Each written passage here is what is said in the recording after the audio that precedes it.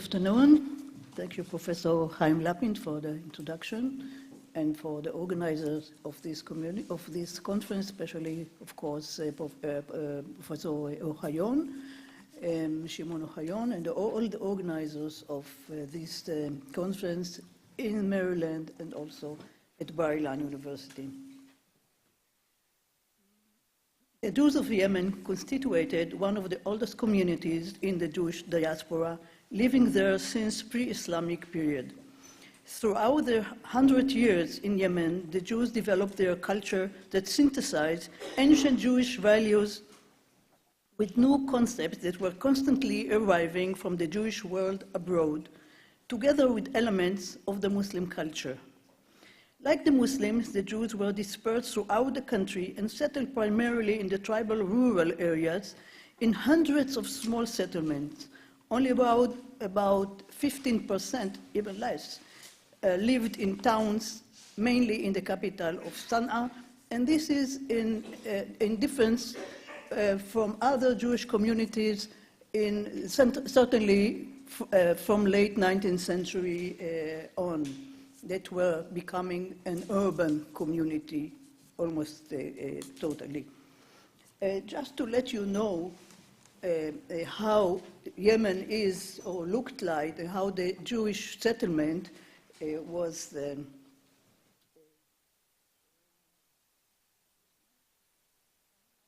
just brought some images just at the beginning that would show you how different Yemen was, both in geographical and the settlement, and also from its history and the Jewish history in Yemen. Well, this is the physical map of Yemen. If you see Yemen at the lower top of the Arabian space. Don't see? Oh. Okay, this is the southern tip of the Arabian Peninsula. Is there. If you see Aden here, it's the port. Now it's one country, but the period that I'm talking about is Aden was a protectorate, a British protectorate, was outside the borders of the Yemen, which I'm talking about. It became united with Yemen only in 1990. Okay, so this is Yemen. If you see the Red Sea over there, and this is. Look a larger map in Yemen in the Middle East, you see where it's situated. It's very strategic. It's very strategic point where Yemen is located at the Strait, Bab el-Mandab, very important to the ways to India, for example. When the Suez Canal was opened in 1869, it was very important a location for Europe and the Middle East in general. It's some pictures that I'm showing you. This is a village, a Yemeni village. You see the terrain. The terrain is different from what we imagine. Highland, high mountains, villages on top of the mountains, and the farmers, which are tribal farmers, are cultivating the land in terraces. And this is, if you look at another one, and the Jews lived in these villages next to the Muslims. Few families in each village. We are talking about more than 1,200 Jewish settlements in Yemen, which are recorded. We have more than 1,200 Jewish Yemeni settlements. And this is another image. And you see here the terraces which were cultivated. And on top of the mountains are the buildings. Down there are the farmland. And this is an image of Sana'a, which is the capital, which is a little different, which was also by a small town by in 1950, it had 50,000 people. In 1970, 50,000 people. Since then it grew. Today it's millions of people. It's different. But still it was the center of the government, of the life of the people. This is the old gate entrance to the capital. And this, I live here, this is an image of this unique architecture of Sana'a. Maybe I leave it here. I have other images, but I leave it here. Okay. Under the rule of Islam, and until the middle of the 20th century, the Jews were largely defined in according to Muslim law as dhimmis, that is, protected people. They were granted religious freedom and assurances of personal security and property in exchange for their acknowledgement of Muslim political and social supremacy, which was conveyed by the payment of the jizya, poll tax, and obedience to a collection of discriminatory restrictions. For example, Jews were required to wear distinguishing clothes, and their homes could not rise above Muslim houses. These rules were more strictly observed in Sana'a and its surroundings, and in a lesser extent in the tribal regions where most of the Jews lived. The 19th century witnessed the growing interest of world powers in the Red Sea region. The British occupation of Aden in 1839, this is a very important port for them, became a very important port and a city of commerce and important port city. And then the Ottoman conquest of central Yemen in 1872 and the Italian penetration to East Africa in the 1880s. The growing influence of world powers in the area, the opening of Yemen by the Ottomans to global economy, and to the influx of industrial goods undermined the traditional infrastructure of the Jewish economy, which was based on the crafts. Consequently, Jews were being pushed from the crafts to retail trade and peddling. This is a process which began at the second half of the 19th century. This development ensued the beginning of a large-scale Jewish emigration from Yemen, which became a solution for economic distress. Although this trend is generally recognized as almost entirely directed to Palestine and Israel, its initial characteristics are evident in immigration to East Africa and to a lesser extent to Egypt and India. The remarkable immigration to Palestine began in 1881, some years after the Ottoman conquest of Yemen. This awakening was linked to the traditional and religious attachment of the Yemeni Jews to the Holy Land. The political change generated the new context of a large empire whose citizens could travel freely from one province to another within its borders. The facilitation of means of transportation and communication under the Ottomans turned now travel from Yemen to Palestine, which both were part of the same Ottoman Empire. It turned it a lot easier. The first groups of immigrants from Yemen to Palestine came from Sana'a in central Yemen and settled primarily in Jerusalem. Later on, Jews began to arrive also from other parts of Yemen.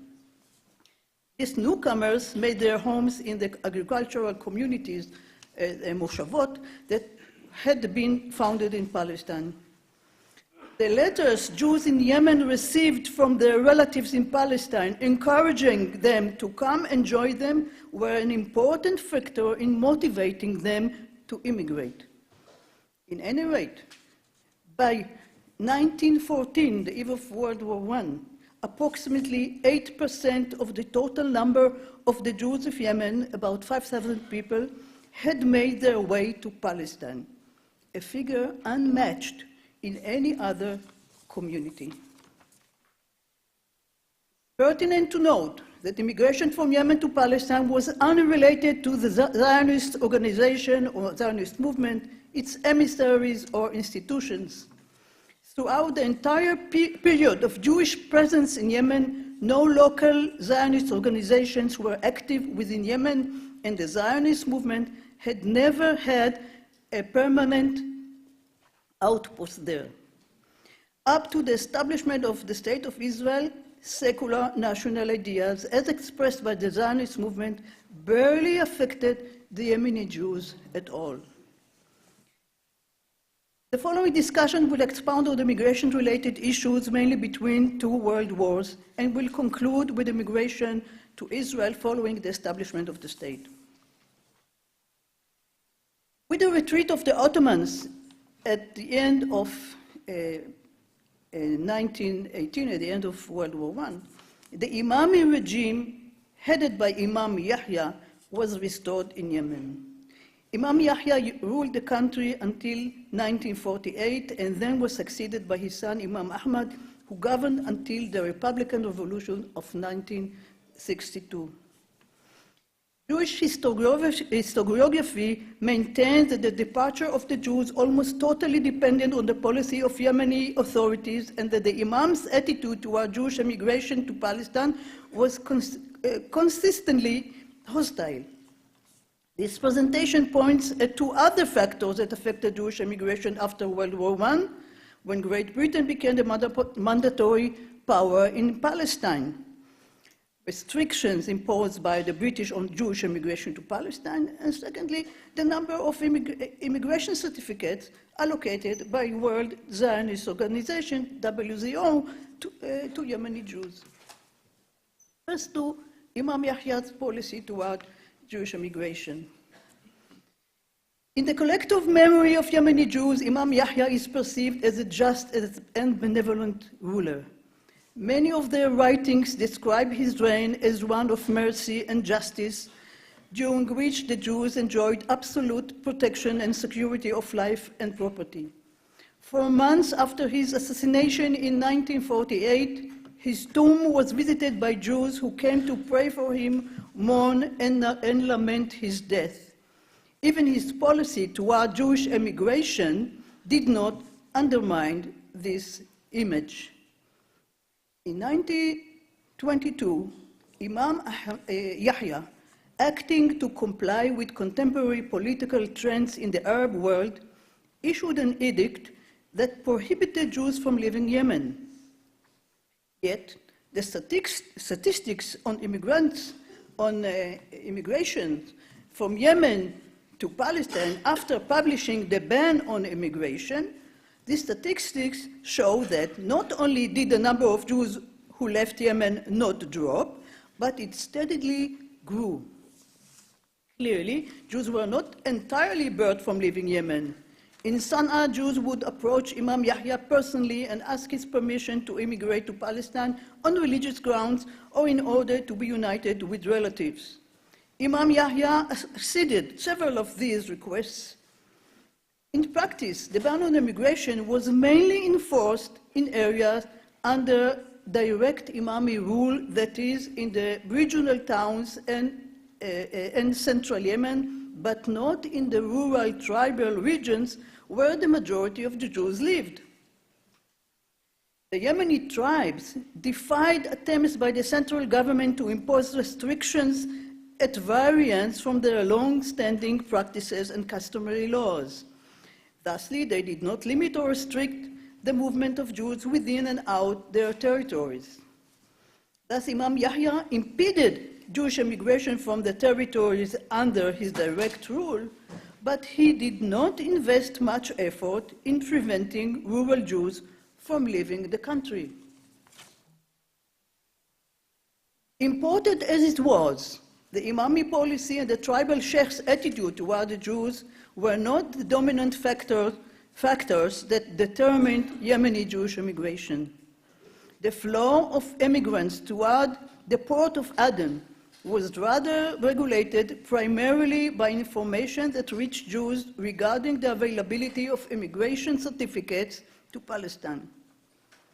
And this depended upon the British, who governed both Palestine and the port of Aden, and more so upon the Jewish agency policy of allocation of certificates. Beginning in 1922, the British attempted to regulate Jewish immigration to Palestine by considering immigration in light of the country's economic situation and its ability to absorb newcomers, and thus issued certificates to immigrants whose future was economically viable. Applicants who did not have capital or the required vocational training, as were most of the Yemeni Jews, these were allocated only limited number of certificates under the category of workers. In 1929, the British assigned the Jewish Agency the responsibility for allocating immigration certificates in the category of workers. The Jewish Agency distributed these certificates according to requests by political parties represented in the Zionist organization. Since there was little organized Zionist activity in Muslim lands and potential immigrants lacked the needed connections with political parties represented in the WZO, they were allocated only a small number of certificates. However, Yemeni Jews already in Palestine comprised a political pressure group that achieved that of the total number of certificates allocated to Muslim countries, Yemeni Jews received the largest number. After World War I, the number of Yemeni Jewish immigrants slowly but steadily increased. But in the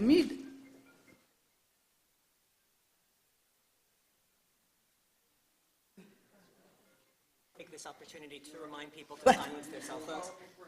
But in the mid-1930s, with the diversion of certificates to German Jews, the numbers of Yemeni immigrants, the number declined until immigration ceased almost entirely in 1949, maybe the beginning of 1942. Throughout this period, many Jews who reached Aden waited there for years without proper accommodations or means of support until they were able to immigrate to Palestine. Toward the end of 1942, the fate of European Jews and the horrors of the Holocaust became well known.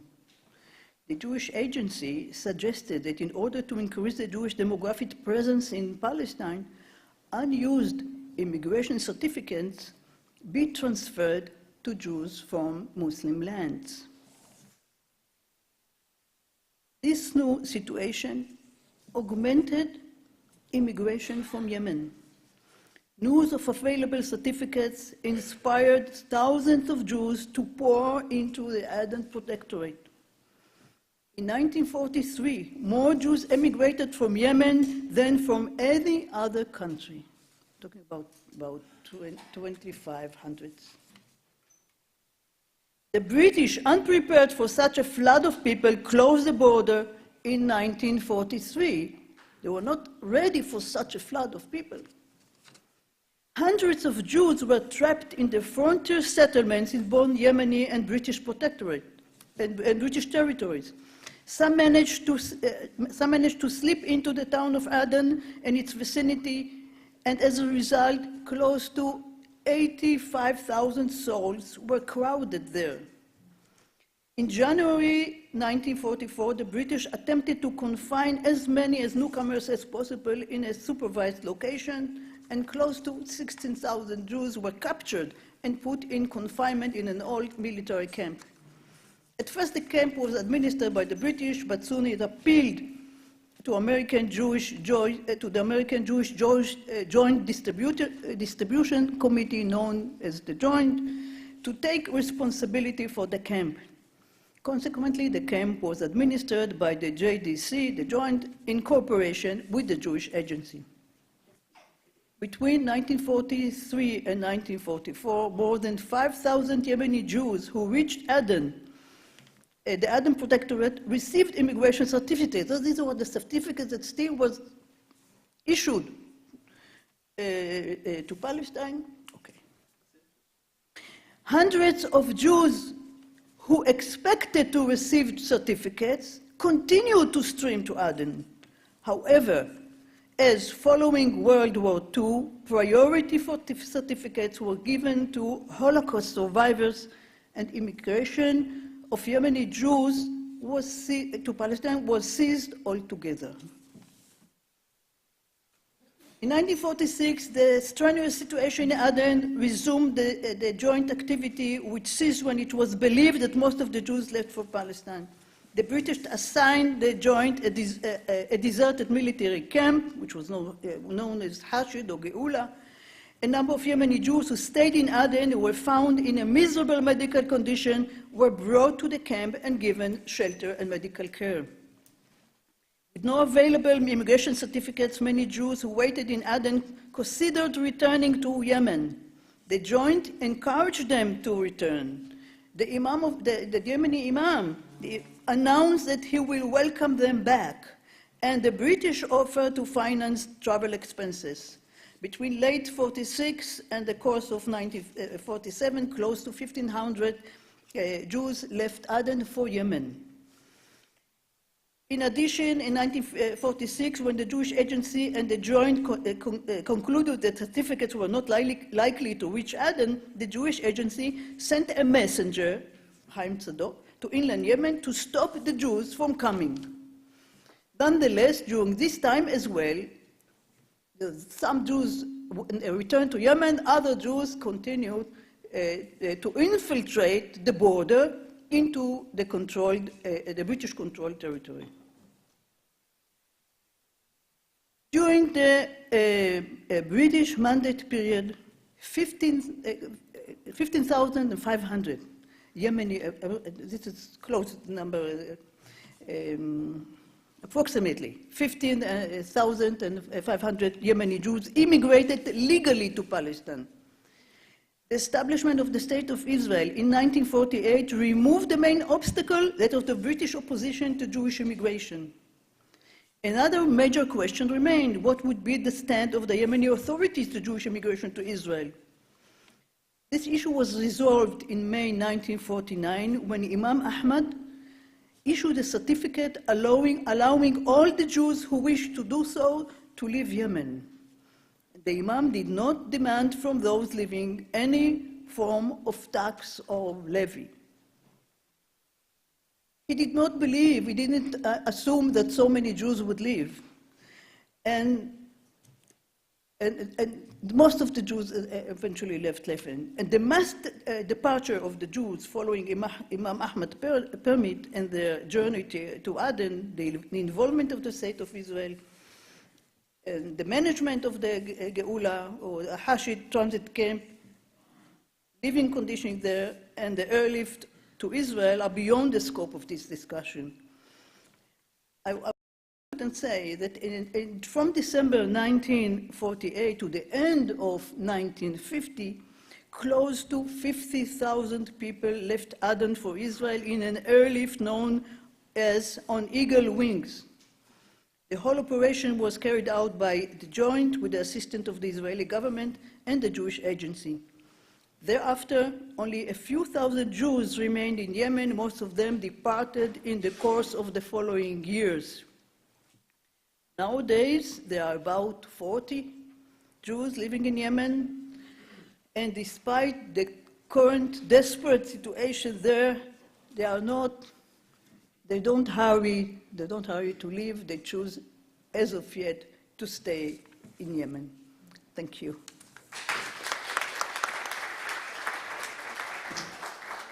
Thank you very much. We have time for one or two questions.